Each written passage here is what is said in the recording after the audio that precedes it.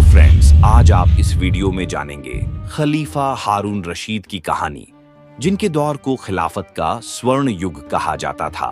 इस्लाम का स्वर्ण युग की इस कदिस्ट में प्रोफेसर जूलिया ब्रे ने खलीफा हारून रशीद के व्यक्तित्व पर प्रकाश डाला है और यह समझाने की कोशिश की है कि उनके समय में बगदाद कैसा था। हारून रशीद को एक अच्छे और कला प्रेमी शासक के रूप में याद किया जाता है, लेकिन इस बात के भी पर्याप्त सबूत हैं कि भविष्य के लिए उनकी खराब योजना रक्तपात और अराजकता का कारण बनी। मगर कैसे? प्रोफेसर ब्रे द्वारा लिखे इस लेख में पढ़िए। BBC रेडियो 3 की इस श्रृंखला में सन 750 से 1258 तक के वर्षों को कवर किया है। इस श्रृंखला में उस काल की महत्वपूर्ण घटनाओं और व्यक्तित्वों के अलावा वास्तुकला, चिकित्सा के फील्ड में कार्य, आविष्कार और दर्शन जैसे विषयों में महत्वपूर्ण विकास का उल्लेख होगा। BBC उर्दू ने रेडियो पर प्रसारित होने वाली इस श्रृंखला का अनुवाद किया है। हारून रशीद वह खलीफा है जिनके बारे में हर कोई जानता है। प्रसिद्ध कहानी अलिफ लैला के खलीफा, लेखक टेनिसन के नेक दिल हारून रशीद। लेकिन हम उनके बारे में क्या जानते हैं? हमारे ख्याल में हम जानते हैं कि उनका युग खिलाफत का स्वर्ण युग था। हारून रशीद की सल्तनत मध्य एशिया से लीबिया तक फैली हुई थी। इस युग के बारे में टेनिसन ने लिखा है कि एक अच्छा समय, एक अच्छी जगह, क्योंकि यह नेक हारून रशीद के बुलंदी का दौर था। लेकिन वह दौर कितना अच्छा था? इस दौर के स्वर्ण होने का विचार बहुत बाद में पैदा हुआ और शायद यह खिलाफत की बहुत ही उलझे हुए 600 साल के इतिहास पर ध्यान केंद्रित करने का एक तरीका है। इन 600 वर्षों में सन 786 से सन 809 तक हारून रशीद की खिलाफत का दौर 20 साल से थोड़ा अधिक है। मेरे अलावा बहुत से लोग सोचते हैं कि कला, विज्ञान और साहित्य में बहुत सा अच्छा काम अभी हारून रशीद के बाद आना था। हमारे लिए हारून रशीद और बगदाद के नाम परस्पर जुड़े हुए हैं और हम सोचते हैं कि उनका बगदाद बहुत ही अच्छा स्थान रहा होगा, बिल्कुल उसी तरह जिस तरह यह अलिफ लैला में प्रस्तुत किया गया है। लेकिन वह वास्तव में कैसा स्थान था, हम इसके बारे में कुछ नहीं कह सकते, क्योंकि हारून राशिद के बगदाद का अब कुछ भी नहीं बचा है। लेकिन हम जानते हैं कि खिलाफत के अंतिम 10 वर्षों में उनका पसंदीदा शहर शाम अब सीरिया का क्षेत्र रक्का था, जो बगदाद के उत्तर में हारून रशीद की सल्तनत और बाइजेंटाइन साम्राज्य की उत्तर पश्चिमी सीमा के पास स्थित था। पुरातत्वविदों ने अब रक्का में न केवल महलों बल्कि फैक्ट्रियों की भी खोज की है। 8वीं सदी में फैक्ट्रियों का विचार निश्चित रूप से रोमांचक है, लेकिन हम नहीं जानते कि वहां उद्योग को बढ़ावा देने में खुद हारून रशीद का कितना हाथ था। सच यह है कि हम कहानियों से हारून रशीद के बारे में जो जानते हैं वह इससे बिल्कुल अलग है, जो हमें मध्य पूर्व की इतिहास की किताबों से पता चलता है, और शायद आधुनिक पुरातत्व की खोज हमें कुछ नया बताएं। यदि आप मध्य पूर्व के दस्तावेज पढ़ेंगे तो हारून रशीद अपने अधिकांश वयस्क जीवन में एक कमजोर इंसान नजर आते हैं, जिनके हाथों से खिलाफत जाते जाते बची थी। एक ऐसा इंसान जो अपनी मां और पत्नी जुबैदा के प्रभाव में था और जिनकी सत्ता का अधिकतर प्रशासन नौकरशाही बड़े पैमाने पर चला रही थी, जो बारमाकीत परिवार के प्रभाव में था। अपने शासनकाल के अंत में उन्होंने मामलों को अपने हाथों में लेने की कोशिश की और बारमाकीत परिवार बरमैकियन को जेल में डाल दिया और अपने पसंदीदा जाफर को मार डाला। लेकिन वो भविष्य के लिए अच्छी योजना नहीं बना सके। विरासत की एक औपचारिक प्रणाली की अनुपस्थिति में उन्होंने खिलाफत का पद अपने और जुबैदा के बेटे अमीन को दिया और आधी सल्तनत अमीन के सौतेले भाई मामून को देने का वादा किया, जो एक दासी का बेटा था। उनकी मृत्यु के बाद दोनों भाइयों के बीच युद्ध शुरू हो गया और बगदाद खंडहरों के नक्शे में बदलने लगा। मामून ने अमीन की हत्या करवाकर सिंहासन पर कब्जा कर लिया और भविष्य के लिए एक मिसाल कायम कर दी। इन घटनाओं के प्रकाश में ऐतिहासिक किरदार हारून रशीद की राजनीतिक विरासत को शानदार नहीं कहा जा सकता है, और अगर उनका युग स्वर्ण युग था तो वो बहुत छोटा युग था। उनकी उम्र के 40 के दशक में मृत्यु हो गई थी। लेकिन ऐसा लगता है कि अलिफ लैला की कहानी का अमर किरदार हारून रशीद वास्तविक हारून रशीद की मृत्यु के कुछ समय बाद सामने आया था। यही वह हारून है जो हमारी यादों में जिंदा है। वह उन अच्छे दिनों की यादें हैं जो कभी थे ही नहीं, लेकिन शायद हो भी सकते थे। अतीत कई बार आगे चलकर बुरे समय में आशा की किरण बनकर भी सामने आता है। वह न केवल एक अच्छे नेक दिल शासक हैं, बल्कि वह वो सब कुछ करते हैं जो एक शासक एक सभ्य समाज के निर्माण के लिए करता है। वह बुद्धिजीवियों और शायरों के संरक्षक हैं। सबसे बढ़कर वह एक रोमांटिक नायक हैं, एक नरम दिल और सौंदर्य को प्रेम करने वाले इंसान हैं। खास तौर से ऐसी सुंदर दासियां जो होशियार और उच्च शिक्षित थीं और जिन्हें संगीत और शायरी में महारत हासिल थी। वह एक प्यार करने वाले पति हैं। उनकी पत्नी भी उनसे प्यार करती है। जुबेदा, जो एक बुद्धिमान, उदार और नेक महिला होने के साथ साथ आत्मनिर्भर थी। उन्होंने हर अच्छे और बुरे समय में उनका साथ दिया। उन्होंने बड़े बड़े सामाजिक सेवा के कार्य किए, विशेष रूप से मक्का और मदीना के रास्ते पर ऐसे प्रोजेक्ट्स बनवाए। उन्हें उनके व्यक्तित्व के लिए अच्छे शब्दों और प्रेम के साथ याद किया जाता है। हारून रशीद आज भी जिंदा हैं और केवल कहानियों में ही नहीं, बल्कि अरब टीवी चैनलों पर लंबे समय तक चलने वाले नाटकों में भी जिंदा हैं, जो यूट्यूब पर भी देखे जा सकते हैं। टीवी के हारून रशीद, उनका परिवार, दरबारियों और जनता को इन नाटकों में अपनी भावनाओं को परखने का मौका दिया जाता है। वे अपने जीवन की त्रासदियों का सामना करते हैं। उनकी वफादारी का इम्तिहान लिया जाता है। वे हिंसा से भरे बहुत विश्वासघाती माहौल में जी रहे हैं, लेकिन अपने जीवन की घटनाओं से निपटने और जीवन में समझौता करने की प्रक्रिया में वे कला और नैतिक सौंदर्य को जन्म देते हैं। हारून रशीद और उनके समकालीनों की टीवी पर दिखाई जाने वाली यह तस्वीर आज के अरबों को आईना दिखाने के समान है। मध्य पूर्व की कहानियों और टीवी के हारून में कुछ चीजें एक जैसी भी हैं, ठीक वैसे ही जैसे शेक्सपियर के इतिहास पर आधारित नाटकों के पात्र। वे जीवन के नाटकों, संभावनाओं और विचारों के केंद्र हैं, जिनसे हम सभी परिचित हैं। हम इतिहास के हारून रशीद से कहानियों के हारून रशीद तक कैसे पहुंचे, और क्या वह एक व्यक्ति है? इतिहास मानता है कि हारून रशीद मीम्स बॉय थे। उनकी मां खिजरान गुलाम कनीज थीं, जिन्हें उनके पिता खलीफा अल महदी ने, जो एक समृद्ध व्यक्तित्व के इंसान थे, उन्होंने बहुत ही अपरंपरागत तरीके से उन्हें आजाद किया और उनसे शादी कर ली थी। इस रोमांटिक शुरुआत के बाद हालात खराब होने शुरू हो गए। अल महदी का कम उम्र में निधन हो गया। खजरान से उनके 2 बेटे थे, जिन्हें बारी बारी से खलीफा बनना था। हम नहीं जानते कि उस समय इन दोनों की सही उम्र क्या थी, लेकिन अनुमान है कि उनकी उम्र 20 साल के आसपास थी। उनके नाम पैगंबरों हजरत मूसा और हजरत हारून के नाम पर रखे गए थे, जो एक अच्छा शगुन होना चाहिए था। लेकिन उन दोनों में एक दूसरे के लिए नफरत पैदा हो गई थी। मूसा का एक छोटा बेटा था और वह चाहते थे कि उनके बाद खिलाफत उनके बच्चे को मिले। उन्होंने हारून के साथ क्राउन प्रिंस की तरह सलूक करने की बजाय उन्होंने उन्हें परेशान करना शुरू कर दिया। हारून की जान खतरे में थी। ऐसी स्थिति में खिजरान ने आगे आकर मामलों को अपने हाथों में ले लिए। वह खलीफा अल महदी के जीवन में भी शक्तिशाली रही थी, लेकिन मूसा ने उनका भी अपमान किया और मूसा ने उन्हें महिलाओं के मुद्दों से निपटने और राज्य के मामलों से दूर रहने के लिए कहा। यह व्यक्तिगत लड़ाई नहीं थी, बल्कि उन हितों का टकराव था जो मेहदी के दिनों में ही उत्पन्न हो चुका था। खिजरान और बारमाकिद परिवार ने मूसा को तख्त से उतारने और हारून को खलीफा बनाने के लिए साजिश शुरू कर दी। मूसा की जल्दी ही मृत्यु हो गई। कुछ संदर्भ ऐसे भी मिलते हैं जो खजरान पर उनको झड़ देने का आरोप लगाते हैं।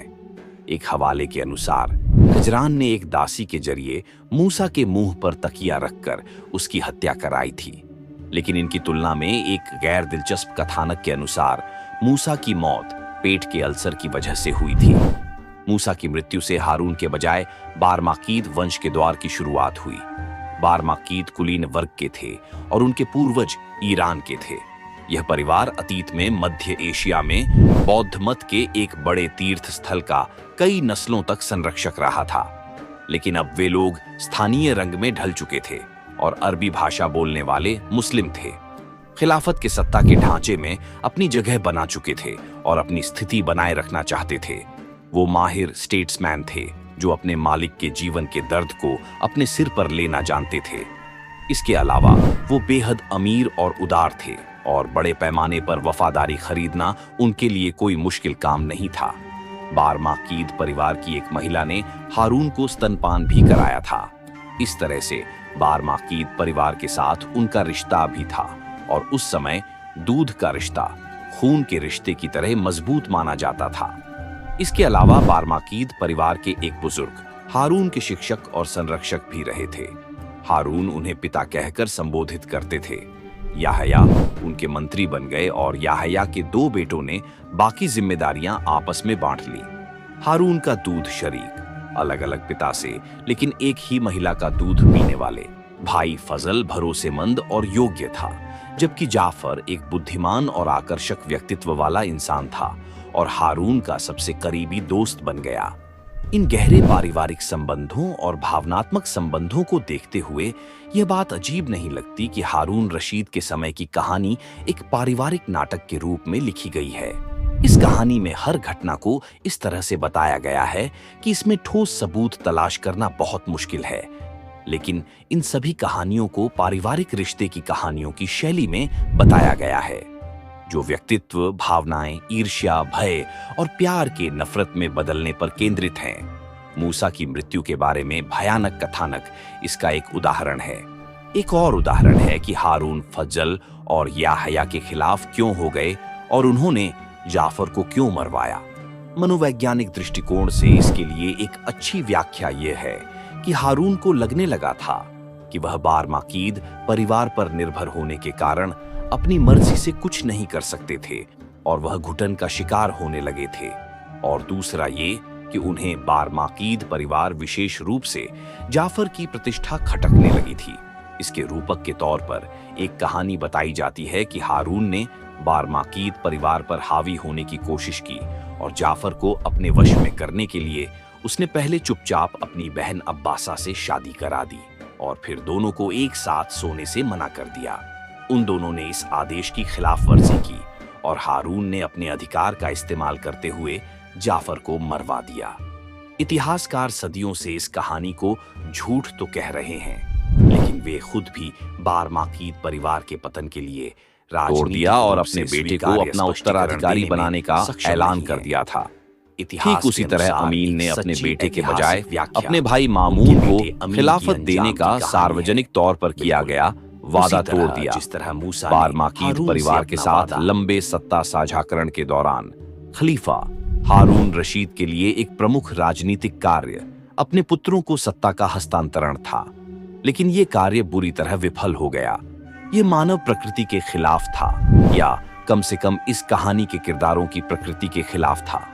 एक बार फिर इस अध्याय को एक कहानी के माध्यम से स्पष्ट रूप से बताया गया है, जिसमें सवाल यह है कि नैतिक रूप से कमजोर व्यक्ति को सत्ता हस्तांतरण का अंजाम क्या होता है।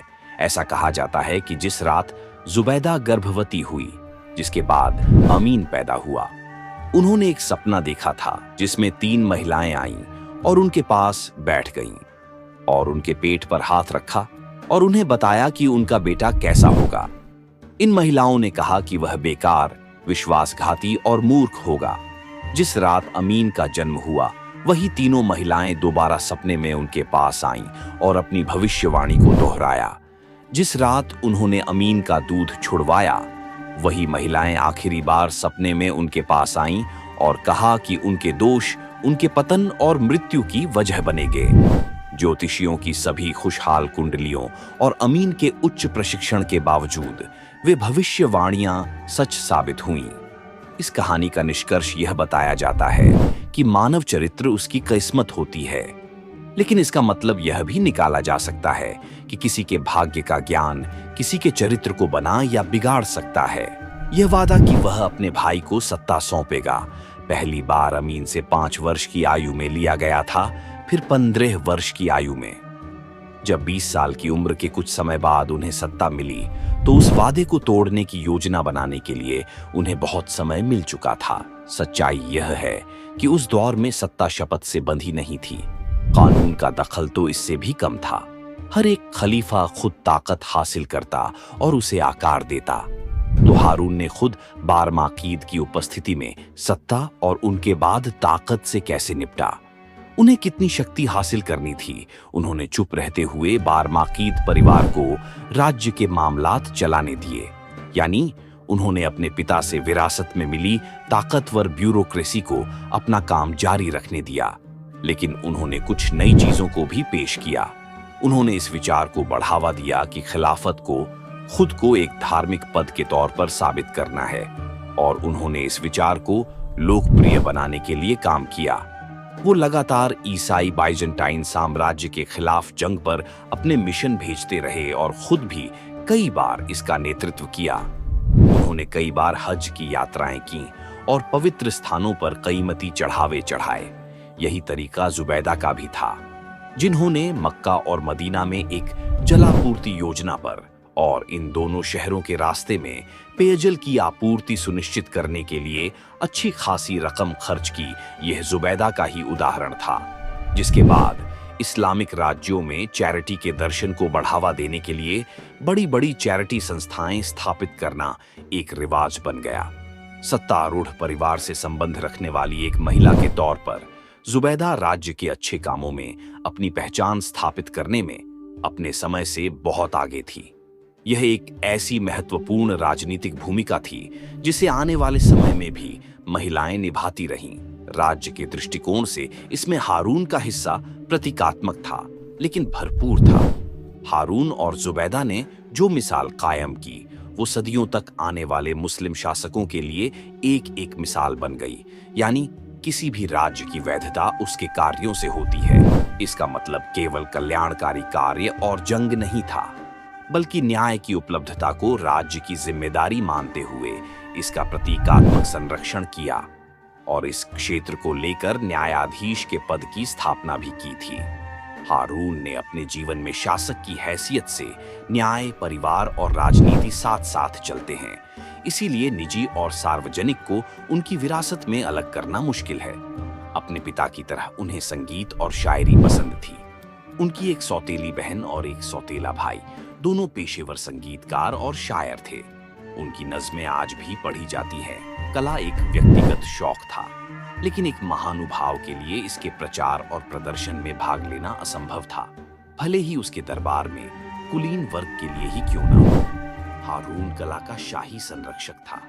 इस परंपरा को जारी रखते हुए उन्होंने इसे सार्वजनिक सतह पर भी स्वीकृति दी। यह एक और ऐसी परंपरा थी जो सदियों तक चलती रही। इसीलिए अंतिम विश्लेषण में ऐसा लगता है कि हारून इस स्थान के हकदार हैं जो उन्हें लोगों की यादों, सोशल मेमोरी में दिया जाता है। उन्होंने सभ्यता की शाश्वत विचारधारा को जीवित रखने में महत्वपूर्ण भूमिका निभाई। हारून और जुबैदा ने आने वाले शासकों को बताया कि कैसे राज्य ग्रैंड जेस्चरस बड़े बड़े काम करके लोगों के साथ जोड़ सकते हैं।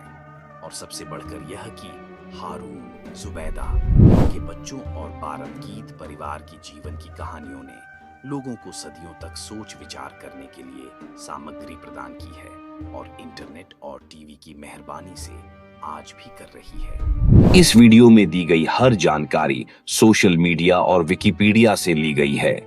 हमारी इस वीडियो का उद्देश्य किसी भी जाति, धर्म या किसी भी समुदाय की भावनाओं को ठेस पहुंचाना नहीं है। तो दोस्तों, कैसी लगी आपको हमारी यह वीडियो? अगर आप ऐसे ही और इंटरेस्टिंग वीडियो देखना चाहते हैं तो हमारे चैनल को सब्सक्राइब कर लें और बेल आइकन का बटन भी दबा दें ताकि हमारी हर वीडियो की नोटिफिकेशन आप तक पहुंचती रहे। हिस्ट्री अनवेल्ड, अब होगा इतिहास का पर्दाफाश।